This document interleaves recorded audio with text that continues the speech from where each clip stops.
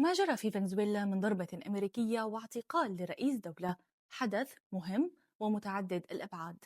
البعد الأول والأوضح يتمثل في تجدد الوقائع التي تؤكد مرة أخرى سقوط فكرة القانون الدولي. هذه الفكرة طبعا لم تسقط اليوم فقط، بل تآكلت عبر سنوات طويلة. في هذا السياق لا يعود الهدف هو ما دور بحد ذاته، بل كسر أي نموذج يخرج عن الطاعة الأمريكية، حتى ولو كلف الأمر ترامب خلاف داخل البيت الأمريكي.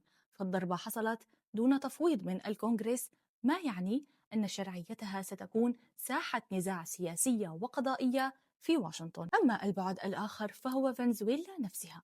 أهميتها لا تنبع فقط من مواردها النفطية، حيث تملك أكبر احتياطي مؤكد من النفط في العالم، بل من موقعها الجغرافي كدولة تطل على البحر الكاريبي. والكاريبي هنا ليس مجرد بحر، بل عقدة جيوسياسية لا تقل أهمية عن خليج عدن أو مضيق باب المندب.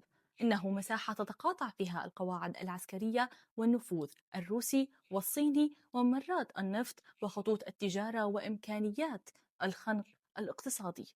يعني من يسيطر على البحر الكاريبي لا يسيطر على مياه فقط، بل يمسك فعليا ببوابة أمريكا الجنوبية كاملة، ويملك القدرة على إعادة تشكيل التوازنات في القارة بأسرها.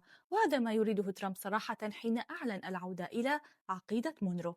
ما هي عقيدة مونرو؟ هي استراتيجية سادت في القرن التاسع عشر، وتقوم على تثبيت الهيمنة الأمريكية في الأمريكيتين ومنع أي نفوذ خارجي يهدد مصالح واشنطن. باختصار، العالم يعاد تشكيل النفوذ فيها على وقع الأطماع الجيوسياسية.